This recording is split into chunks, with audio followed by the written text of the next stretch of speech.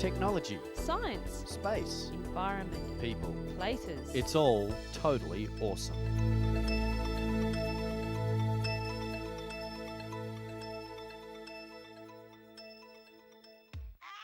Hi and welcome to the show. Today, a very special patrol set up to save the lives of some endangered giants. Teaching these great hoppers a thing or two about road safety.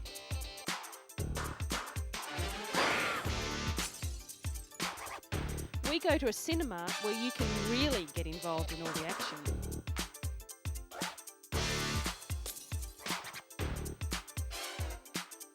And emu oil. Is it the new wonder tablet for those suffering from arthritis?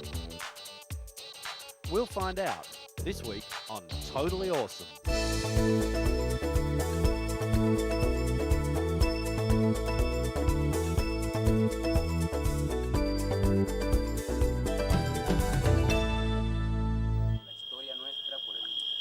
In a very exciting discovery recently, these Salvadorian paleontologists began to unearth the first ever mastodon remains.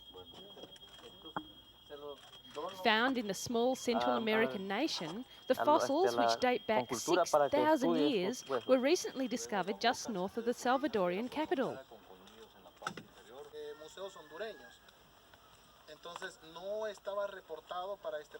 The scientists think it's a subspecies of an American mastodon. Work is now underway to uncover the giant bones that make up this magnificent animal. Archaeologists and paleontologists will work together to preserve the important discovery. According to the experts on site, the animal was a female and measured 5 metres tall and 6 metres long. The mastodon roamed the American continent 6,000 to 7,000 years ago. Discoveries such as this one help scientists trace the animal's footsteps and learn more about its origins. Not all sites are in an easy-to-get-at place though, and careful planning for the excavation is necessary. The bones were discovered by a local man as he was on his way to visit his friends. He thought it was a tree sticking out of the riverbank, but was taken by surprise to see a tooth and then some other pieces of the mighty animal. It is the most important find in the history of the country since the remains of the giant sloth were discovered in 1979. Who knows what other discoveries still remain to be found?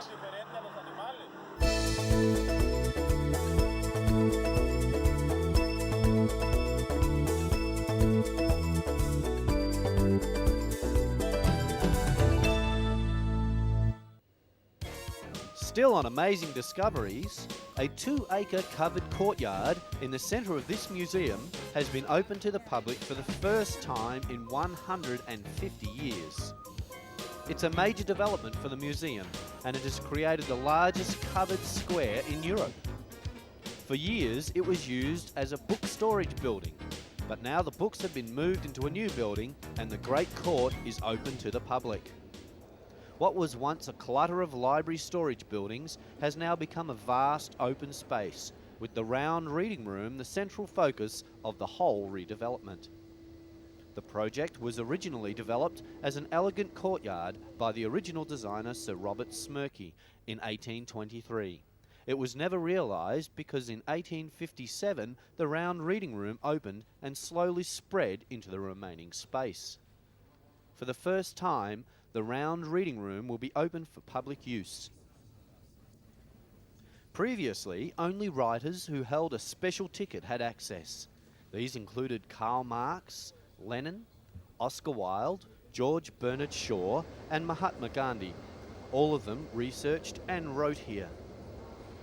The books on the walls have all sorts of information about the library and the things on display. It even has a multimedia system that takes you through the history of anything in the museum. The best thing about the Great Court is the stunning roof. 6,000 square metres of glass and steel weighing some 800 tonnes. The repairs to the amazing court have been funded through national lottery money and other public and private donations. The Great Court also houses a new exhibition area, the Joseph Hot Tongue Gallery, which will hold a new exhibition every few months. Next time you take a trip to the museum, take a good look around. Maybe the building is as fascinating as the displays.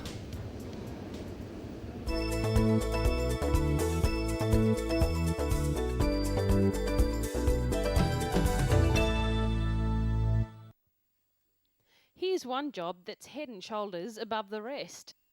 It's a unique patrol unit of 5 endangered Sumatran elephants and their handlers, or mayouts. Their job is trekking through some of the world's toughest terrain in the Gayaan Lesser National Park in northern Sumatra.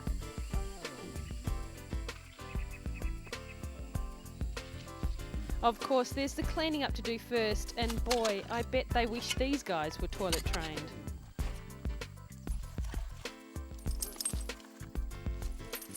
Bound by chains isn't the nicest image to have. However, these giants are helping in so many ways to help the environment and save their own endangered species.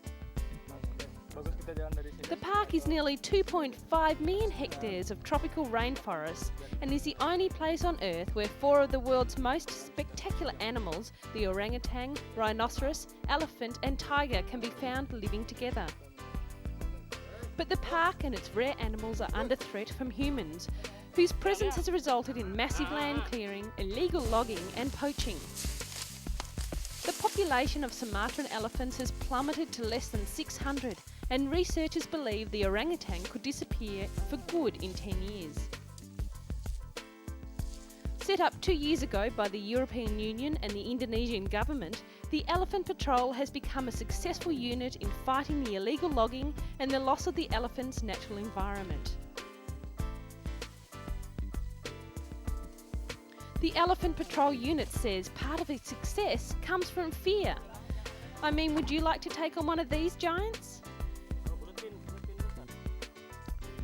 The National Park authorities have become frustrated because efforts to prosecute the businessmen behind the logging have failed.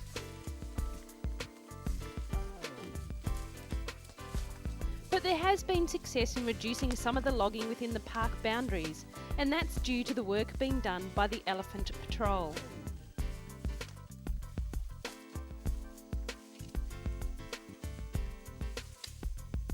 In some unique way, you can say the tame elephants are doing their bit to protect the wild elephants.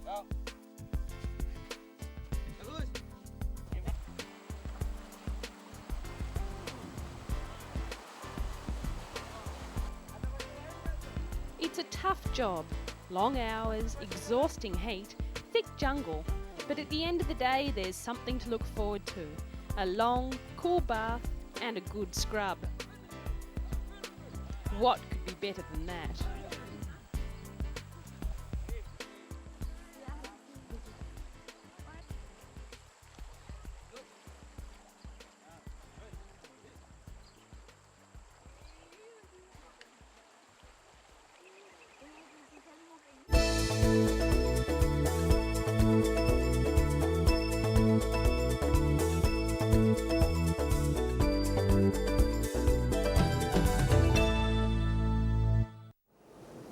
It could be anybody's worst nightmare, a fire breaking out on board an aircraft. Airport firefighters are tackling the blaze within minutes. Fortunately, this is not an emergency situation, but the fire on board this specially equipped Boeing 747 training facility is very realistic. It was designed and built by IFTE, a highly trained and certified company which specialises in providing equipment and training for disasters such as this. Before IFTE came onto the market, the firemen would train in an old ship container. They would put some old straw in the corner, pour some petrol over it, and then set fire to it. There was obviously a need in the marketplace for a more realistic setup. The success of the setup put the company in the spotlight. They were then asked by the military to produce a training facility for practicing counter-terrorist operations in airport hostage situations. A fire engulfs a factory ceiling. In this case, it looks like an ordinary commercial building, but the rig can be changed to simulate a ship's hold, a basement, a block of flats, a petrochemical storage unit, or an oil rig, even a submarine.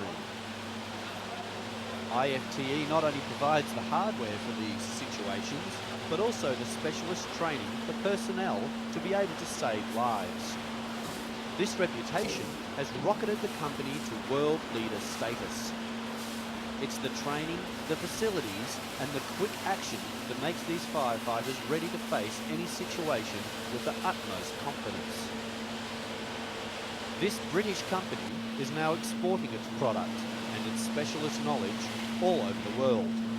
The incredible demand on the international market will keep IFTE in its strong commercial position, at the same time ensuring the safety of millions of global travellers.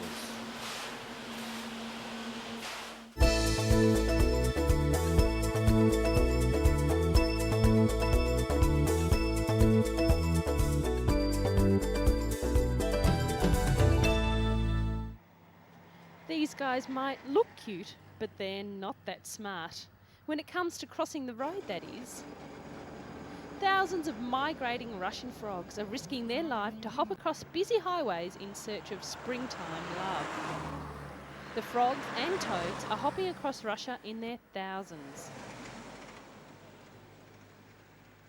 Many of them are literally at the crossroads of their lives, risking danger in the form of high-speed trucks and cars at every jump. There is plenty of evidence to see just how flat a frog can be after a meeting with a truck. But why do they take on this death-defying journey? They are driven by the urge to gather in the lush swamps for a little romance.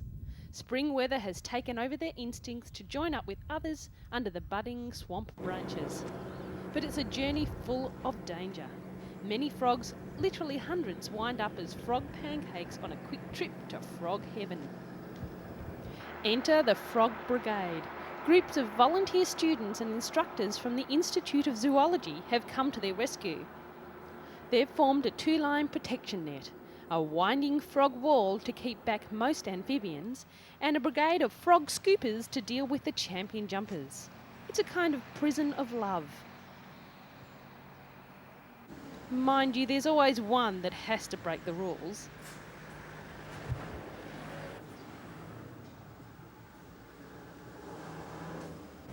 While many other European countries have built drainage ditches or special crossings for migrating frogs, Russia has been unable to build rescue routes needed due to lack of money.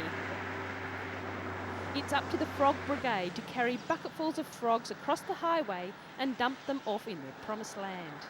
Almost like a chaperone or a frog dating agency.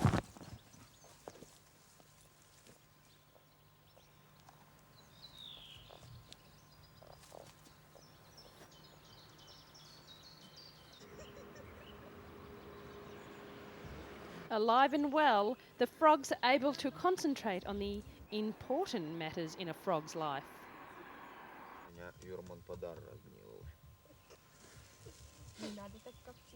And the Frog Brigade returns to its campsite along the roadside. Another day's work complete.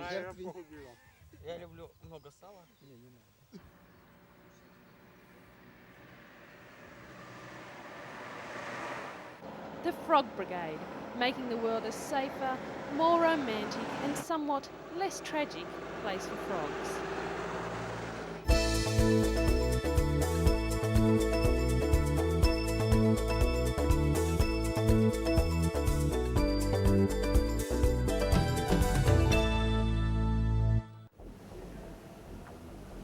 Ever wanted to be a part of the movie you're watching? Fight with Lara Croft, drive in a car with Stuart Little, or swim in the ocean like Banjo. In a few years, you may just have the chance. An Australian university and a German digital research institute have pioneered a new form of interactive cinema. An interactive cinema prototype will have its first showing in Melbourne, Australia in November. It will allow viewers the chance of not just watching a film, but immersing themselves in it by controlling what they see and hear. The project is called II Cinema, or Interactive and Immersive Cinema. What interactive cinema allows is the chance for people to test out various scenarios, rather than just being stuck with one. and it looks as if there's going to be plenty of choices. Running in a landscape, climbing a mountain, or taking a tour of a grand mansion. The interactive and immersive cinema prototype is a 360-degree cylinder screen with a rotating platform at its centre.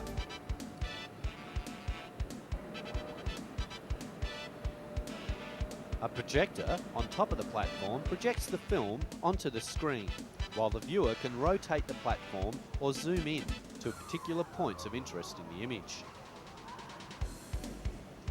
In a sense, the viewer becomes the director and the editor of the film.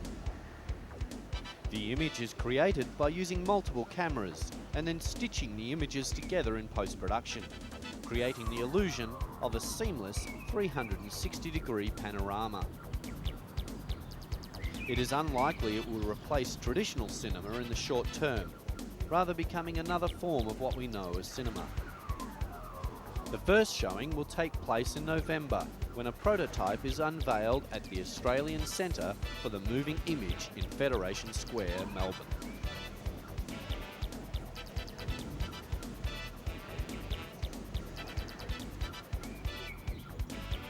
It will be there that viewers will be able to surround themselves in panoramic Melbourne streetscapes and blend in with the whole cinema experience.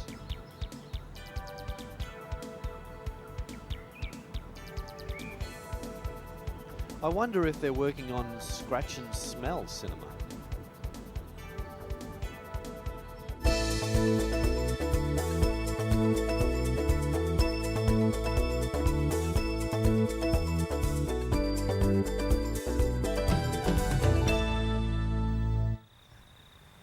The Australian emu.